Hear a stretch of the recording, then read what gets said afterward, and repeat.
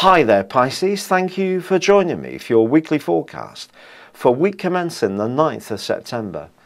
This week begins with Mercury moving into a part of your scope which asks you to be a little bit more investigative when it comes to all forms of life. Don't necessarily believe what people tell you, try to understand what they really mean. And that means delving beneath the surface. If you're interested in metaphysics, and the chances are you are because you're watching this video, this could ramp up in the next few weeks, and you may find yourself reading more books on psychology too. But anything which helps you to understand the meaning of life can really be quite compelling reading matter. But this is also a week when Mars and Saturn continue their clash. Mars is in a great part of your scope for physical health, for working hard. Saturn's in a part of your horoscope for expansion, except Saturn doesn't really do expansion. Saturn does restriction. So any expansion you do or have done over the last year or in the next year and a half is going to be after a mighty amount of hard work, perspiration and application. And the trap you can find yourself in this week is that whilst you may want to be virtuous, you may feel resentful that it's limiting your free personal time. And that can see you becoming more and more frustrated, and it could even lead to a boiling over of emotions. How can you deal with this? Well, don't take on everything that you're asked to do. Don't be too much of a self-sacrificing type of Piscean. That can be a big trait of Pisces folks. It's time to look after your needs a little bit, put some sensible boundaries in place.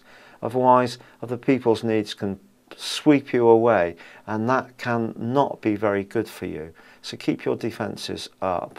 However, what can be good for you is Venus moving into an area which can help you to become much more conscious of the truth in certain associations.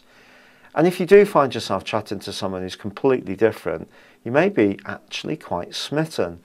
And the fact that they are different to begin with may mean that you could have a low attention span to begin with, but then find that someone has quite a magical presence, and that could see you swooning over them by the end of the week. However, there is a quarter moon. This quarter moon is saying to you that when it comes to relationships, particularly with society as a whole, so if you're dealing with the governmental departments, you're interfacing with the benefits agency, you're going through an interview process, how people see you may not necessarily be how you feel that you're being yourself. So you need to be aware of this, and therefore it's vitally important that you're more conscious of how you're seen. Be much more aware of how your attitude is perceived by others. It will help you to steer off the pitfalls of that quarter moon. And finally, as the week draws to a close, Mercury is chugged along to the point that it's now in opposition with Uranus. This could see you having some brilliant brainwaves to make more money. It could see someone close to you come up with a get-rich-quick idea. If they do, well, walk on by.